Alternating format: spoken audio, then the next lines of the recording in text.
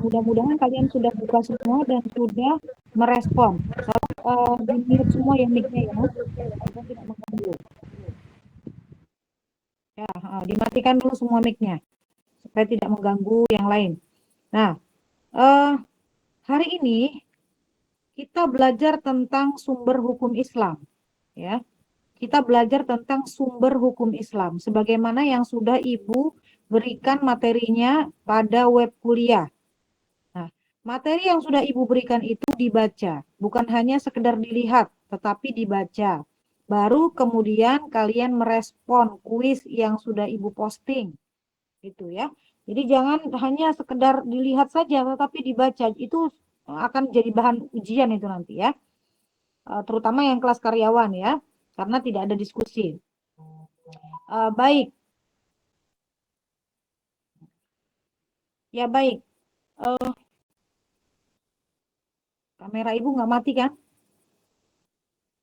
Tidak, Bu. Enggak, Bu. Bu, aman, Bu. Ya, baik. Ibu lanjutkan.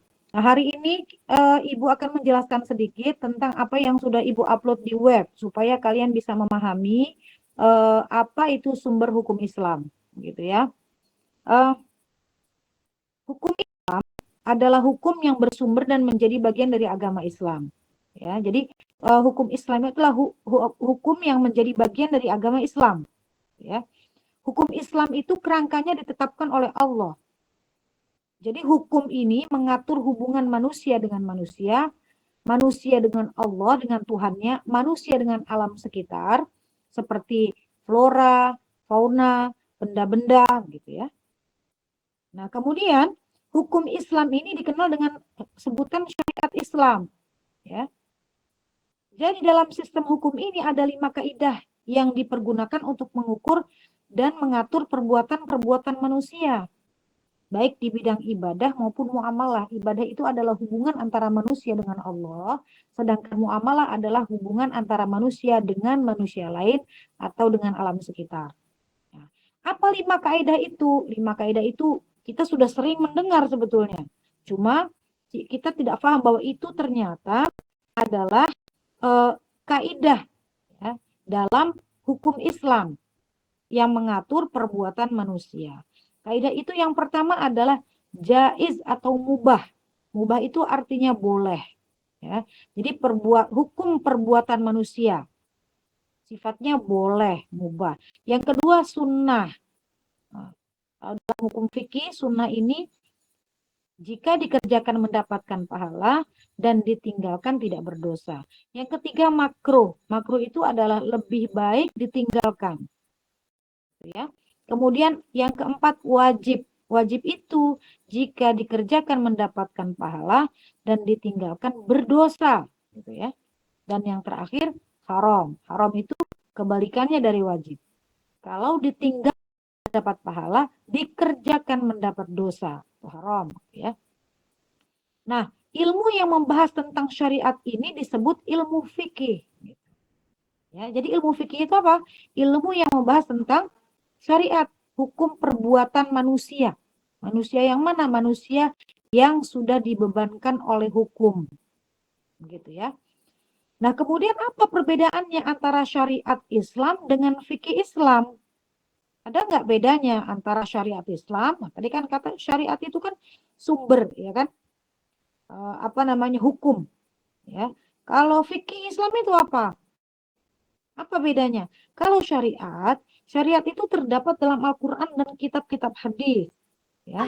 Kalau kita berbicara tentang firman Allah, sunnah Nabi, nah itu syariat itu.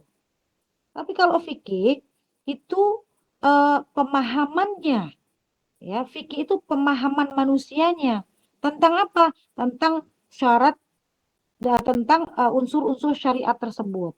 Gitu. Ya, jadi kalau syariat itu adalah berbicara tentang firman Allah, berbicara tentang agama, berbicara tentang sunnah Nabi.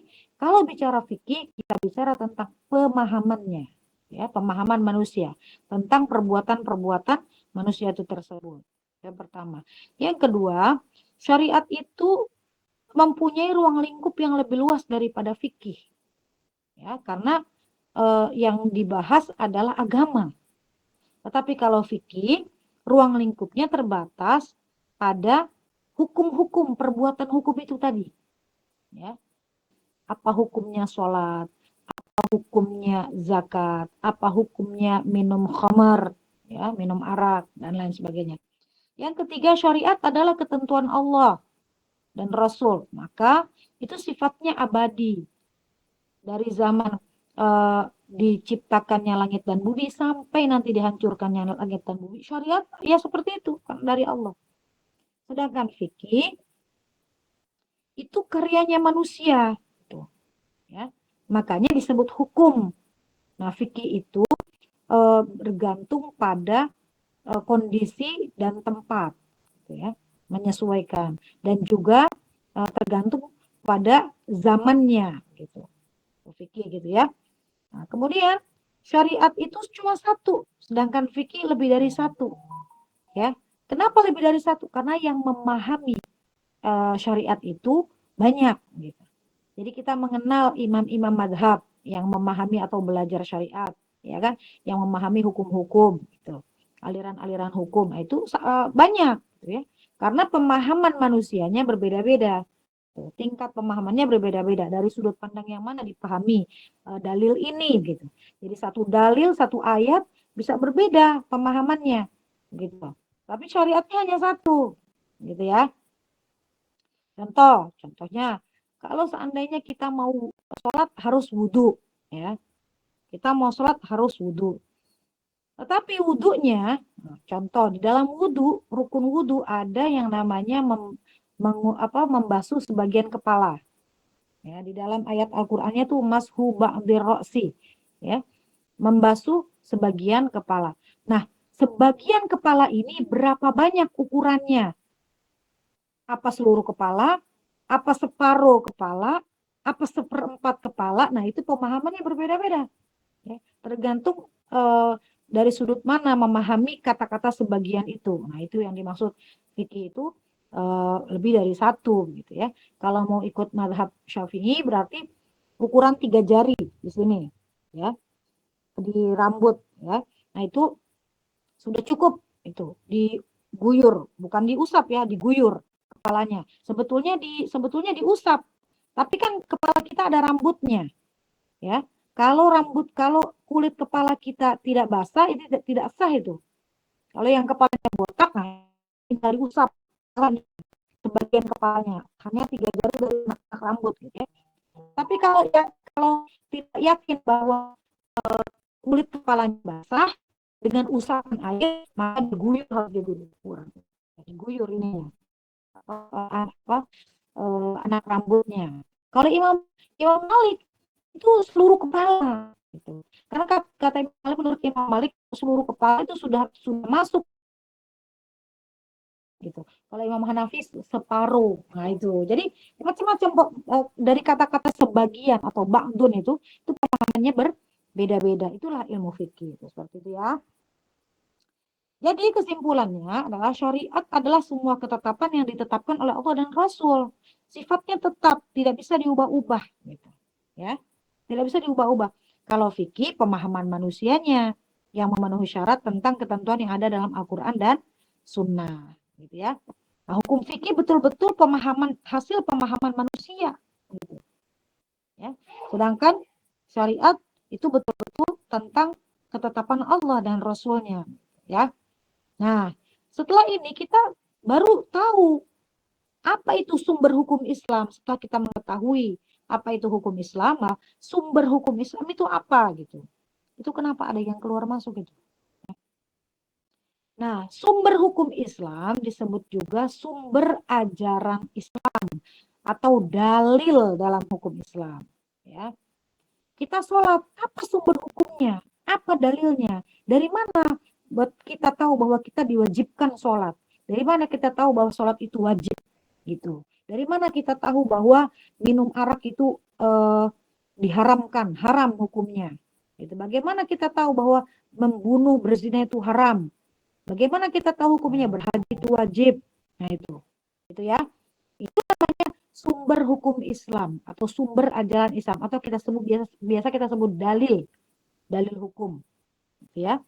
Nah, di dalam Al-Qur'an, di dalam surat An-Nisa ayat 59 dikatakan bahwa kita setiap muslim itu wajib untuk menaati ketetapan Allah, ati Allah wa ati Rasul. Ya, ketetapan Allah itu adalah dalam Al-Qur'an berarti. Kalau wa ati Rasul, ketetapan Rasul berarti di dalam hadis. Wa ulil amri minkum. Ulil amri itu berarti orang-orang yang ada setelah Rasulullah, mulai dari sahabatnya, kemudian sahabat-sahabatnya, itu namanya tabi'in, tabi'ut tabi'in sampai zaman kita sekarang, ya. Karena banyak di antara umat itu adalah orang yang awam. Awam itu adalah orang yang tidak memiliki pengetahuan agama yang cukup. Maka harus mengikuti ulil amri. Ulil amri itu salah satunya adalah golongan orang-orang yang paham akan ilmu agama. Contoh yang paling konkret di dalam negara kita adalah MUI kalau di sini kita. Kalau di dalam negara lain, negara Islam namanya mufti atau dewan fatwa. Kalau di negara kita yang paling konkret, real, yang nyata itu adalah Majelis Ulama Indonesia. Jadi kalau ada permasalahan apapun, maka kita mengikuti apa fatwa dari Majelis Ulama Indonesia karena termasuk ulil amri gitu. Atau misalnya lagi Kementerian Agama, ya, yang dipandang lebih kompeten dalam memahami agama. Seperti apa contohnya? Contohnya penetapan isbat atau penetapan 1 Ramadan, 1 Syawal, itu kita ikut ulil amri, ya. Mana yang apa namanya? Yang eh, bisa bisa menetapkan gitu ya. Dari berbagai hukum, misalnya ada yang memahami ilmu falaknya, ya kan? Ada yang memahami ilmu hisabnya. Nah, itu kita mengikuti karena banyak di antara kita atau umat itu awam atau pemahaman agamanya terbatas, gitu ya. Nah, kemudian eh, ulil Mohon amri maaf ini, Bu, ya, kenapa? Kenapa Rehan? dari kelas saya banyak yang nggak bisa gabung Bu karena katanya udah masuk terus keluar lagi Bu sendiri. Coba masuk lagi, nggak bisa? Udah dicoba Bu tapi nggak bisa mulu Bu. Oh gitu. Bu, maaf Bu, Gitu. yang saya tahu kalau Google Meet itu yang pribadi itu dia memang bisanya standby 100 Bu. 100 orang. Iya Bu. Oh, gitu ya. Ya udah, tidak apa-apa. Jadi kalau misalnya memang tidak bisa, nanti kita untuk pertemuan selanjutnya kita bagi aja ya, kita bagi 2 ya. Karena ini kan 4 kelas Ibu masukkan bersama-sama supaya nggak bicara berkali-kali. Kalau 4 kelas memang agak banyak juga ya. Kelasnya Alia saja sudah 75. Ya Alia ya, sudah 75 orang. Kelasnya Rehan 60 ya kan? Nah, itu. Jadi Iya nanti Bu, kalau benar. seandainya ini kita bagi 2 saja. Kalau memang tidak muat ya. Jadi untuk yang sekarang ini masih ada. Oh, ini keluar sendiri ya. Oh, Iya pikir Bu, keluar ibu. sendiri banyak yang nanya ke saya juga. Oh Banyak yang iya WA. iya. Pikir ibu ini apa namanya? eh Bisa sampai lebih dari 100. Nyata nggak bisa ya? Nggak bisa Bu. Ya udah nggak apa-apa. Ya udah nggak apa-apa. Nanti eh teman-teman yang belum bisa masuk ya malam ini, nanti dilanjut atau ibu ulangi di besok malam ya. Ya Atau baik Bu. mau coba nanti kamu Alia, Raihan dan Syakira, kemudian juga siapa satu lagi, Valdi. Coba nanti di grup dibicarakan yang belum bisa bergabung, mau bergabung malam ini dengan link yang sama ya, atau besok malam. Nah, kalau terlalu malam ini lebih baik sih besok malam gitu ya. Besok malam, kalau besok malam kan lebih longgar gitu ya. Nah, Ibu ini lanjutkan dulu ya. Jadi nanti kamu Baik data Bu, baik saja Bu. siapa yang belum gitu ya. Nanti Ibu buatkan linknya lagi gitu. Nanti berarti Masih banyak Bu bisa kita bagi informasi. 2 ya sama gitu ya. Nah, eh, untuk mengikuti bulan lanjutkan sumber hukum Islam, eh, untuk mengikuti ulil amri gitu, itu ada dalilnya juga dari hadis Nabi, ya, bahwa ketika Nabi mengutus yang sahabat yang bernama Mu'ad bin Jabal, yang kemarin ibu pernah cerita, ibu ke makamnya di Jordan ya. Nah, itu Mu'ad bin Jabal ini adalah qadhi pertama. Qadhi itu hakim atau pemimpin pertama, hakim yang diutus pertama kali oleh Nabi ke Yaman. Untuk apa? Untuk menjadi hakim di sana, memutuskan perkara-perkara yang ada di Yaman dalam rangka memang perluasan wilayah umat Islam saat itu gitu. Ya. Nah, ini Mu'ad bin Jabal ketika diutus oleh Nabi, Nabi bertanya, ngetes Mu'ad. Mu'ad, bagaimana kamu menetapkan hukum nanti di sana, di Yaman? Nah, kata Mu'ad, saya ambil dari Al-Quran. Gitu. Saya ambil dari, karena apa? Karena sumber hukum Islam yang pertama adalah Al-Quran. Yang Allah perintahkan. Lalu kalau seandainya tidak ada dalam Al-Quran, dari mana kamu ambil? Kata Nabi. Kata Mu'ad, saya ambil dari sunnah Rasul. Karena sumber hukum Islam yang kedua adalah sunnah Rasulullah. Sebagaimana ada dalam surat An-Nisa itu. Ya, ati'ullah wa ati'ur Rasul. Gitu. Nah, kemudian Nabi tanya lagi, kalau seandainya kamu tidak temukan di Al-Quran dan Sunnah, bagaimana? Gitu. Bagaimana kamu memutuskan hukum? Kata Mu'ad apa? Ajtahidu biro'i. Aku akan berijtihad.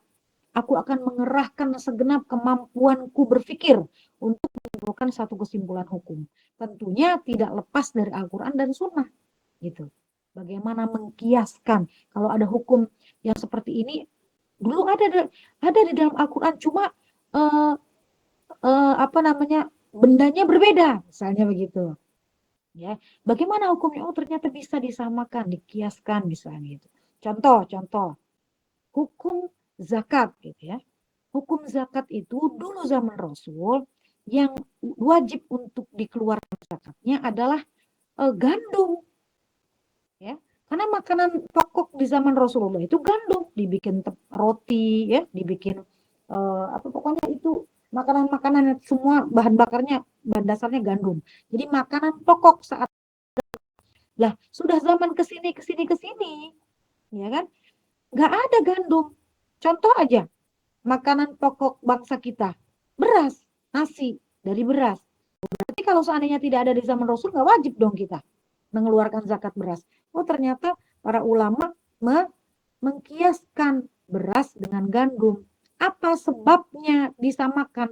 Karena sebabnya itu dia sama-sama makanan pokok. Nah, itulah namanya ijtihad. Ijtihad itu adalah bagaimana menyimpulkan satu kesimpulan hukum dengan mengerahkan segenap kemampuan berpikir. Satu ulama. Syaratnya banyak menjadi mujtahid. Dia harus hafal Quran, ya pastilah. Ya kenapa? Ya bagaimana dia mau memahami, bagaimana dia mau menyamakan satu hukum, satu benda dengan benda yang lain kalau dia tidak hafal apa dalil dasarnya di dalam Al-Quran. Kemudian juga faham hadis-hadis Nabi, faham juga bahasa Arab. Karena Al-Qurannya bahasa Arab. Kalau nggak paham bahasa Arab, bagaimana dia mau memahami? Bagaimana mau menyimpulkan hukum lagi? Gitu. Nah, ketika Mu'adz bilang, ajtahidu biro'i, aku akan berjihad dengan logikaku, dengan pemikiranku, maka Nabi tenang sudah melepas Mu'adz sebagai hakim pertama yang diutus Nabi ke negeri Yaman. Inilah asal dari atau dalil dari sumber hukum Islam. Jadi ada 3 ya sumber hukum Islam ya. Yang pertama apa? Al-Quran, yang kedua Sunnah, ya, dan yang ketiga ijtihad. Maka yang pertama akan kita bahas di sini adalah Al-Qur'annya. Yang kedua Sunnah nanti di kelompok kedua. Ya, kelompok diskusi kedua nanti akan membahas Sunnah.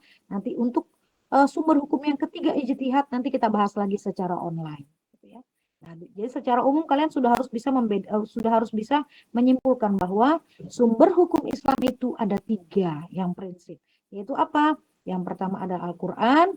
Jika di dalam Al-Quran tidak ada, maka kita cari dalam Sunnah, atau Sunnah menguatkan apa yang sudah ada dalam Al-Quran. Kemudian yang ketiga adalah ijtihad. Ya, Ijtihad itu apa? Pemahaman atau mengerahkan segenap kemampuan berpikir, memahami supaya dapat menyimpulkan satu hukum, gitu ya.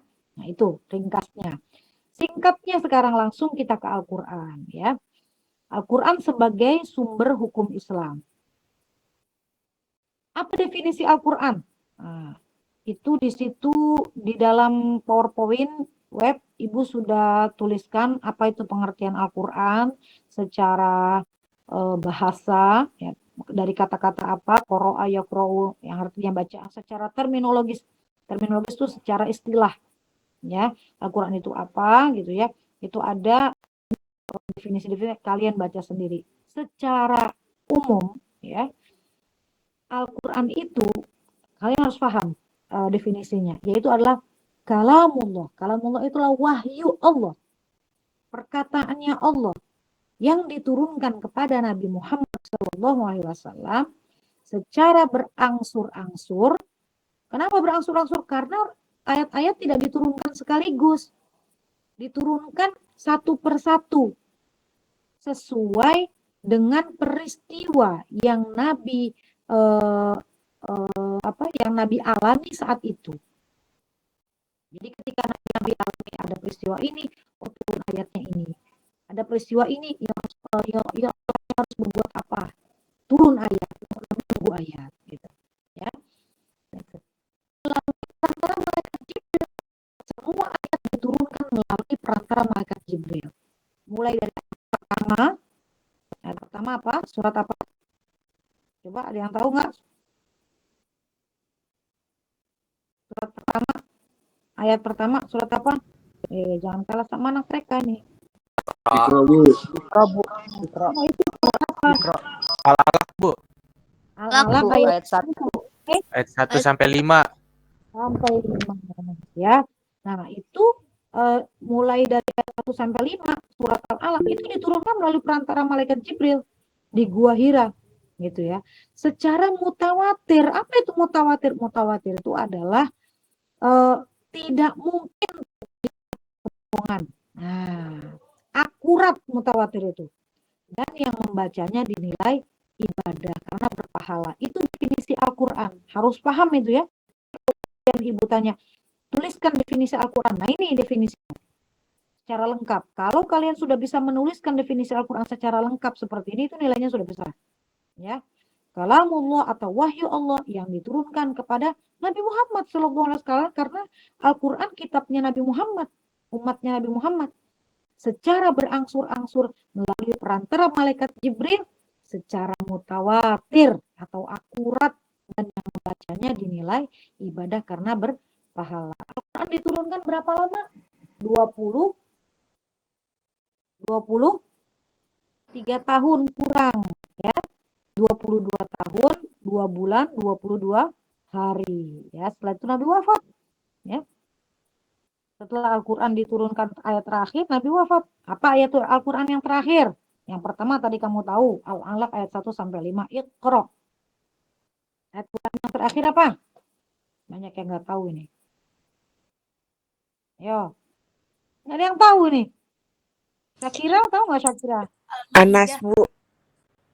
Anas itu surat terakhir dalam Al-Quran. Tapi kalau ayat terakhir yang diturunkan bukan Anas. Jadi Al-Quran itu bukannya Al-Fatihah yang diturunkan pertama, bukan.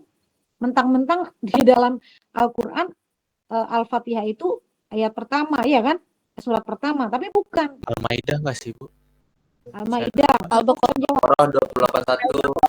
281, Bu. Apa 281 Al-Baqarah? Mana ada Al-Baqarah 281? Al-Maidah ayat 3. Al-Maidah ayat Apa 3. tuh? Yang nyebut Al-Maidah ayat 3. Siapa? Al-Maidah ayat 3. Ali. Ayatnya Apa bunyinya Al-Maidah ayat 3? Oh, langsung browsing semua nih. Wah, Al-Maidah ayat 3 bunyi. Al-Maidah ayat lakum dinakum wa akmantu lakum nikmati wa raditu lakumul Islam madinah, Bu. al-yauma akmaltu lakum dinakum wa atmamtu alaikum nikmati wa raditu lakumul Islam madinah. Jadi pada hari ini telah aku sempurnakan bagimu agamamu dan aku cukupkan untukmu nikmatku dan aku ridhoi Islam sebagai agamamu. Nah itu turun ketika Nabi pergi haji. Hajinya haji wada, haji terakhir. Pertama dan terakhir. Nabi pergi haji hanya sekali, pertama dan terakhir. Nah pada saat haji itulah turun ayat itu, sudah sempurna ternyata. Habis sudah, karena sudah disempurnakan Allah, menjadi ayat terakhir. Setelah itu 2 bulan kemudian Nabi wafat setelah pergi haji. Jadi, itu adalah haji Nabi yang pertama dan terakhir, gitu ya. Tuh, ada itu di dalam PowerPoint yang Ibu berikan itu ada di situ ya. Nah, soal Quran. Kemudian Al-Quran diturunkan pertama kali di Gua Hira pada tanggal berapa? 17 Ramadan. Ya, ketika Nabi sedang menyendiri bermunajat di Gua Hira. Disitulah Nabi diangkat menjadi Nabi dan Rasul. Iqra bismi rabbikal ladzi khalaq. Nah itu. Jadi itu diturunkan pertama kali pada tanggal 17 Ramadan. Tapi ketika kita melihat ayat surat Al-Qadar, kamu pasti hafal surat Al-Qadar. Inna anzalnahu fi Lailatul Qadar. Apa artinya itu? Sesungguhnya kami turunkan Al-Quran itu di malam Lailatul Qadar. Loh, malam Lailatul Qadar itu adanya kapan? Bukankah malam Lailatul Qadar itu adanya di 10 malam terakhir, di malam-malam yang ganjil? Betul nggak? Tapi kok ternyata di sini katanya Al-Quran diturunkan pada tanggal 17 Ramadan. Ini yang mana yang benar ini? Itu ada ayat dibilangnya malam Lailatul Qadar. Berarti kalau malam Lailatul Qadar itu tanggal 21 Ramadan atau 23, 25, 27, 29. Yang mana yang benar? Menurut kalian gimana? Mana yang harus kita percayai? Yang tanggal 17 Ramadan kisahnya ya, ataukah ayat Al-Qur'an yang bilang bahwa Al-Qur'an diturunkan Allah pada malam Lailatul Qadar? Yang mana yang harus kamu percayai? Ada yang bisa bicara? Nggak ada? Berarti nggak tahu semua ya? Nah, sekarang Ibu jelaskan. Jadi, Al-Quran itu ternyata, Al-Quran itu turunnya 2 kali. Nah, ya. Al-Quran itu turunnya 2 kali. Kok bisa 2 kali? Iya. Yang pertama itu, diturunkan Allah secara keseluruhan. Satu mushaf secara keseluruhan. Dari mana? Dari Lauhul Mahfuz, arasy Allah, ke langit-langit dunia. Ya, ke langit-langit dunia. Belum diturunkan kepada Rasulullah, masih di langit-langit dunia. Dan itu terjadi pada malam Lailatul Qadar. Inna anzalnahu fi Lailatul Qadar.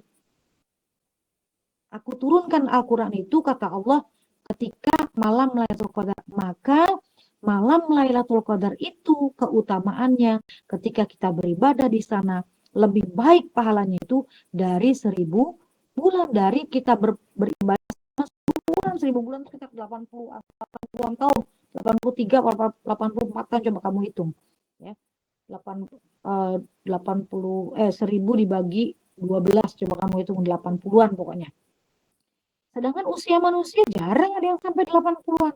Maka kita cari malam Lailatul Qadar supaya pahala ibadah kita sama dengan kita beribadah selama 1000 bulan itu. Gitu. Itulah keutamaannya, karena ternyata malam Lailatul Qadar adalah malam di mana Allah turunkan Al-Quran secara keseluruhan. Gitu. Seluruhnya. Dari mana? Dari Lauhul Mahfuz ke langit-langit dunia. Sampai sini bisa dipahami ya?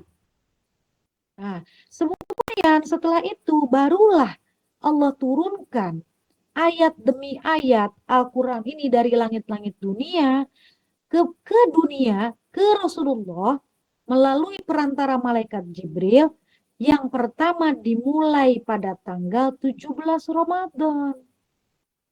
Iqra bismi rabbikal ladzi khalaq. Nah, itu ayat yang diturunkan pertama kali dari langit-langit dunia ke Rasulullah, ke dunia. Bisa dipahami sekarang? Bisa, Bu. Nah, jadi Al-Quran turun berapa? 2 kali. 2 kali. Yang pertama turun kapan? Pada malam Lailatul Qadar. Lailatul Qadar. Ya, tidak diketahui kapan. Pokoknya hanya dikasih clue.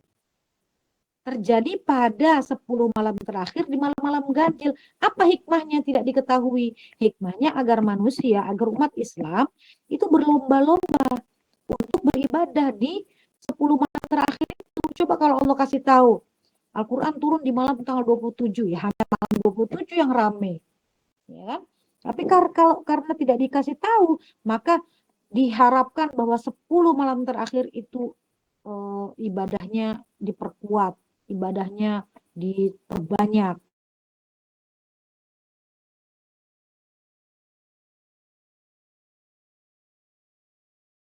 Dunia Rasulullah SAW melalui perantara malaikat Jibril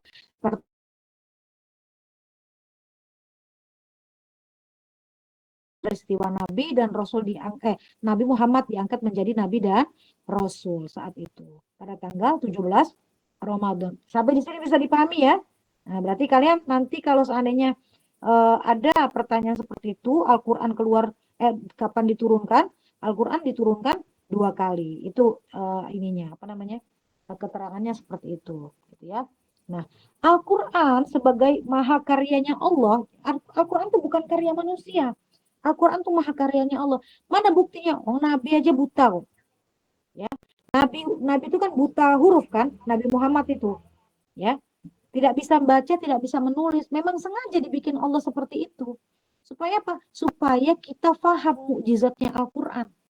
Kalau seandainya Nabi pinter baca, pinter nulis Arab, pinter bersyair saat itu, orang-orang umatnya nggak akan percaya kalau Al-Quran itu memang karyanya Allah. Gitu. Ya.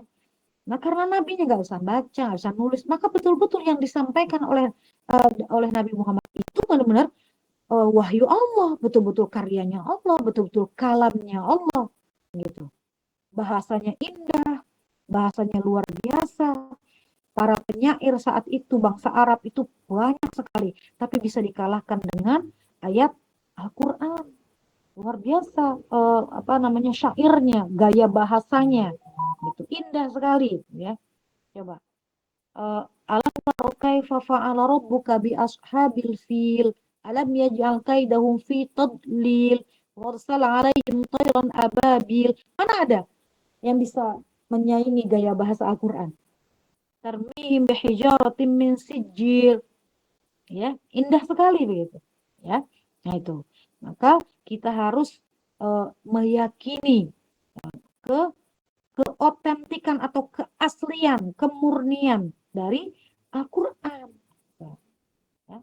Dalilnya itu ya salah satunya karena Nabi itu buta huruf, tidak bisa membaca dan menulis.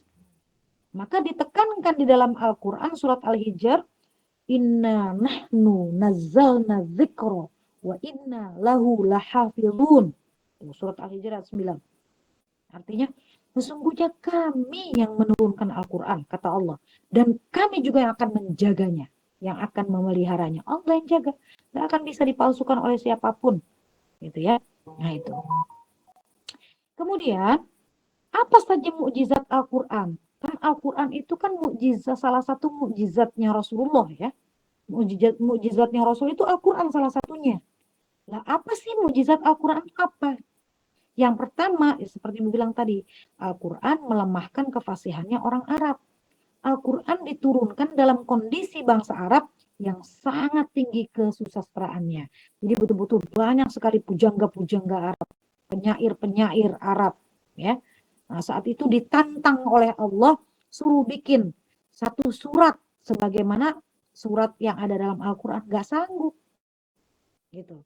Terus disuruh Allah bilang lagi ke Nabi Muhammad, suruh mereka bikin, kalau nggak mampu bikin satu surat 10 ayat ya, nggak mampu juga, nggak mampu satu ayat saja, nggak mampu juga. Saking tingginya gaya bahasanya Al-Quran luar biasa, ya. Keindahan sastra dan bahasa yang tinggi melebihi keindahan bahasa yang disusun oleh para sastrawan Arab saat itu.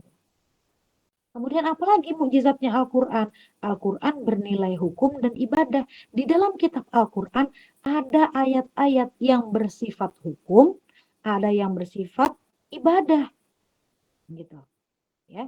Jadi menerangkan bagaimana tentang ibadah kita kepada Allah, syariat-syariat kita, ada yang ada yang menerangkan tentang bagaimana hukum-hukum daripada perbuatan manusia. Itu ada lengkap dalam Al-Quran. Yang tidak ada, yang tidak lengkap pada kitab-kitab suci yang lain sebelumnya. Maka Al-Quran dikatakan kitab suci yang sempurna dan paripurna. Paripurna itu menyempurnakan. Ya. Menyempurnakan apa? Kitab-kitab yang turun sebelum Al-Quran. Kitab apa saja, ayo? Yang turun kepada Nabi Daud, kitab apa? Zamrud. Zabur. Zabur. Masya Allah. Ngantuk Bu, tadi Bu ngantuk. Zabur itu ada di ini, Bu. Kemudian apalagi yang turun kepada Nabi Taurat. Musa? Taurat. Taurat. Injil kepada Nabi siapa? Bisa. Nah, Siap. kitab-kitab yang sudah turun sebelumnya sempurna dan menyempurnakan, ada hukumnya, ada ibadahnya, dan ya semua hal-hal yang berkaitan dengan muamalah diatur sama Al-Quran.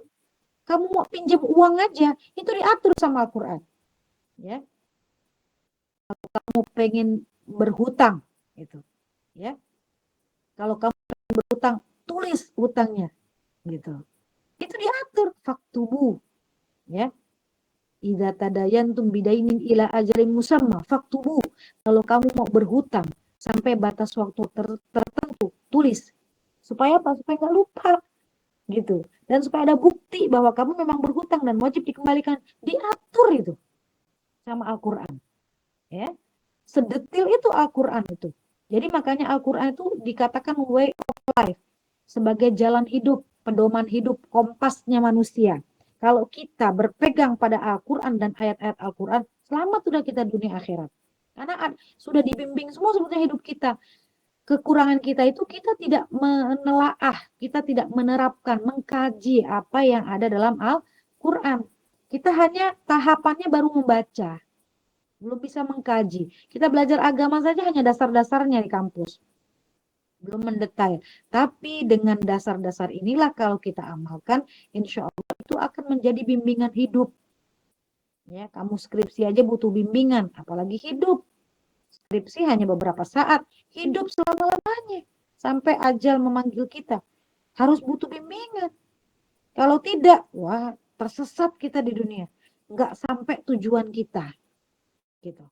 Tujuan kita itu akhirat. Tujuan hidup manusia bahagia di dunia, selamat di akhirat. Yang keempat, mukjizat Al-Quran itu adalah berisi kabar gaib. Apa itu kabar gaib? Allah, bisa dilihat nggak Allah? Gaib.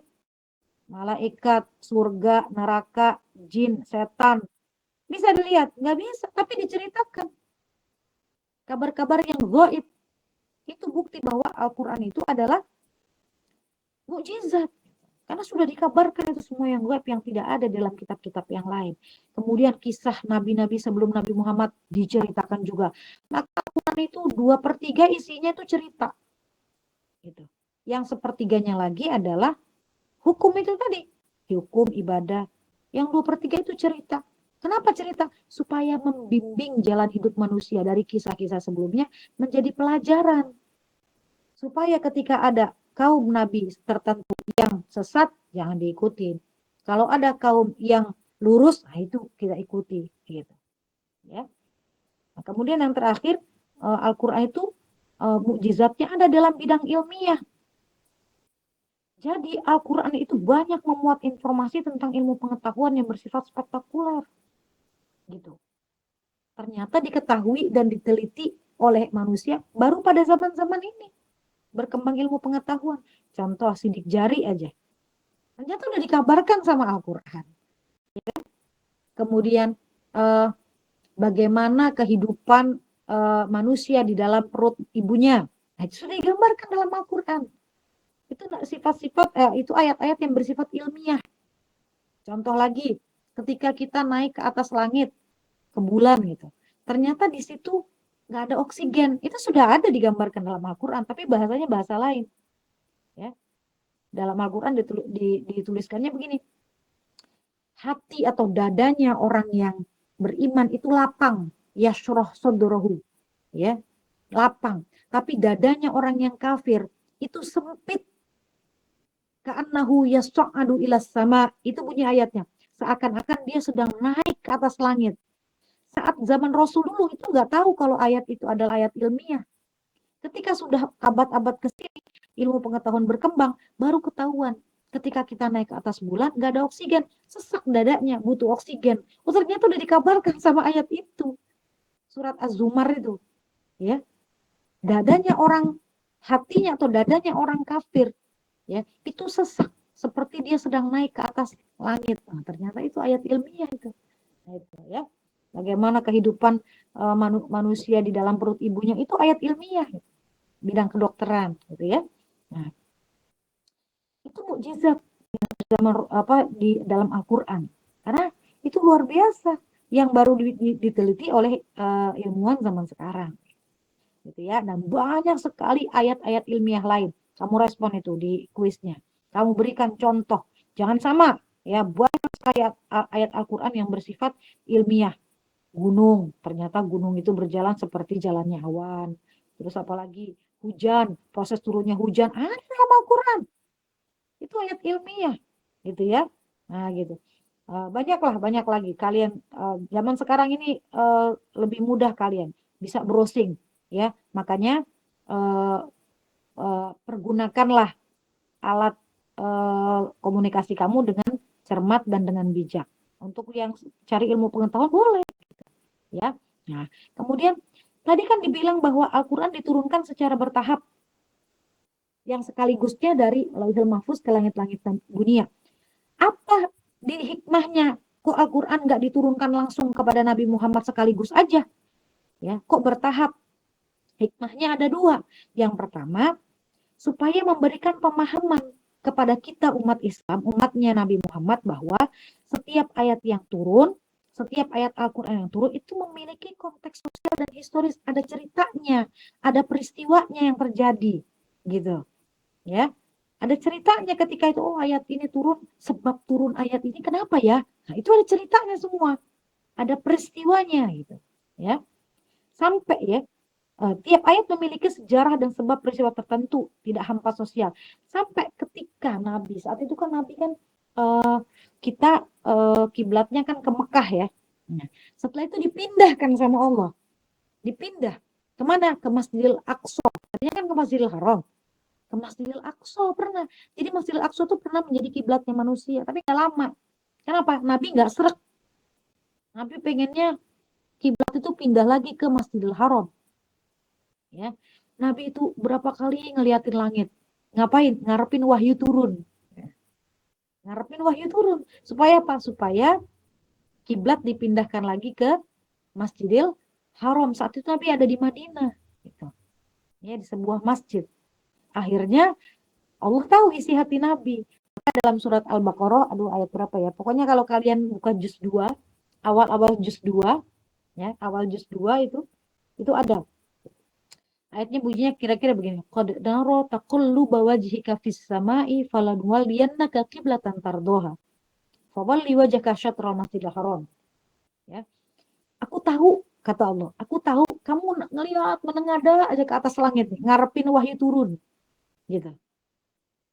Pengen apa? Pengen kiblat dipindah lagi. Nah, sekarang berpalinglah kamu untuk menghadap kembali kiblat kamu ke Masjidil Haram. Wah, senang banget Rasulullah itu.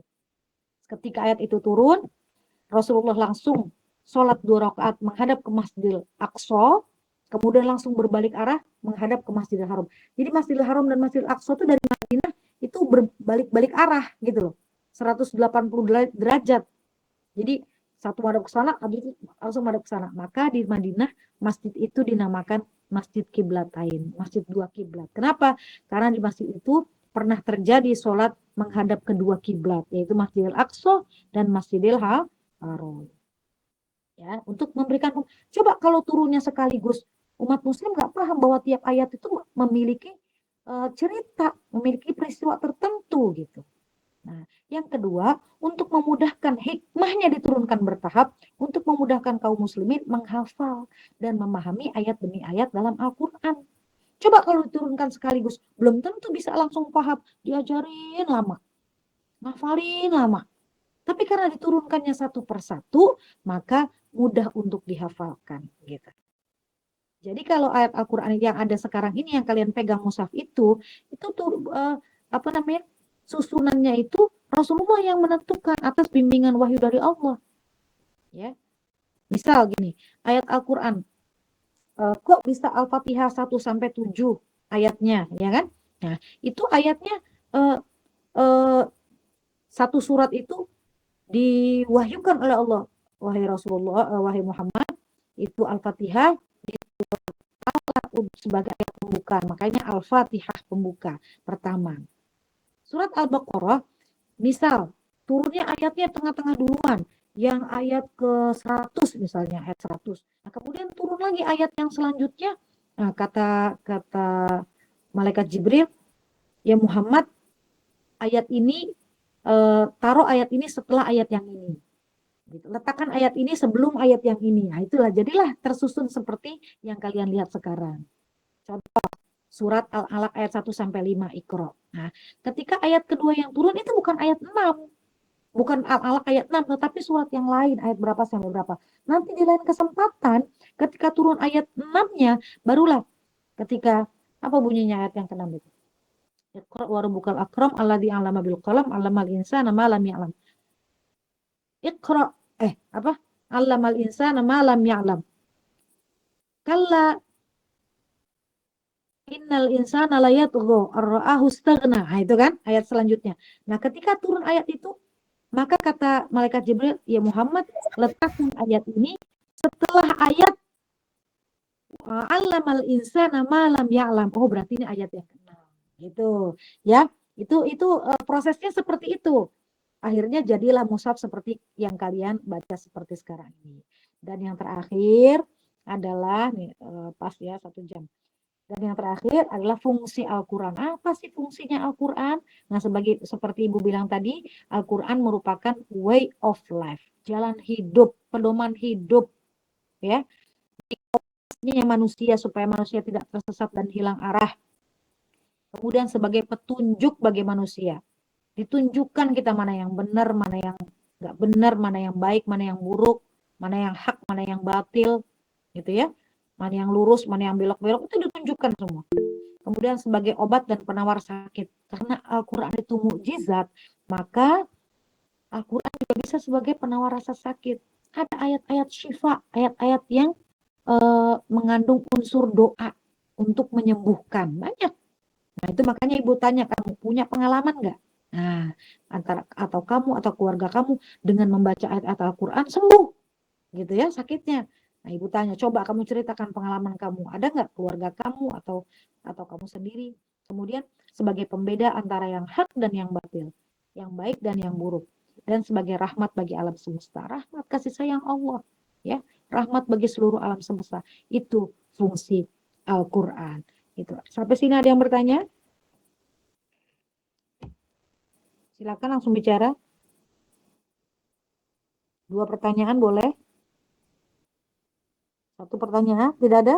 Nah, kalau tidak ada, ini ada 2 kemungkinan nih kalau nggak ada pertanyaan. Yang pertama, paham sekali apa yang Ibu sampaikan. Yang kedua, nggak paham banget. Yang mana ini? Yang mana? Hah? Yang paham atau yang nggak paham? Pada tidur semua ini? Paham, Bu. Alhamdulillah kalau paham. Bu, maaf Bu, tadi saya keluar sendiri Bu.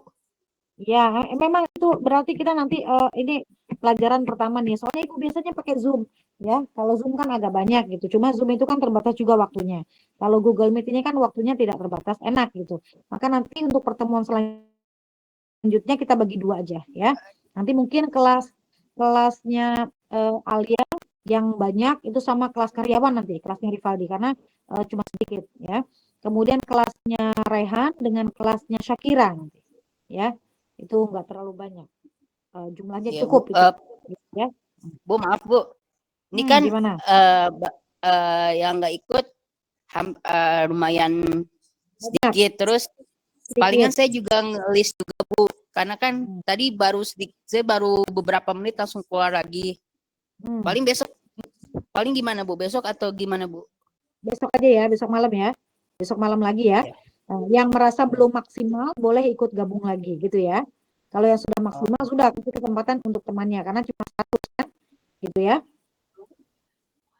Nanti Untuk yang hadir tetap di absen atau gimana Bu? Di list atau gimana?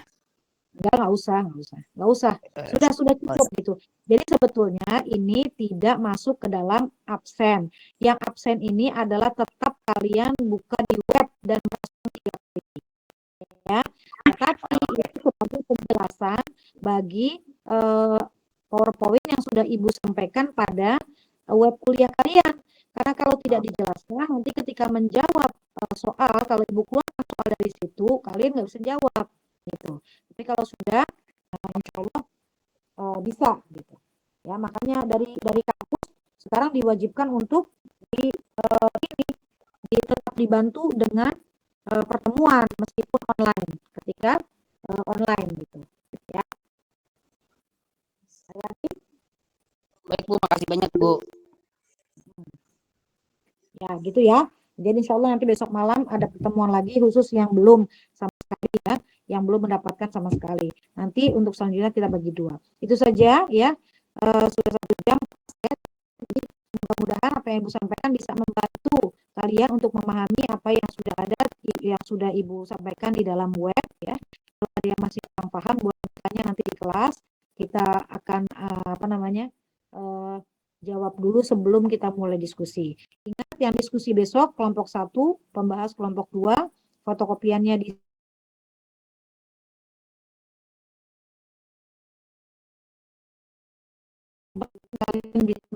depan audiens, di depan gitu ya.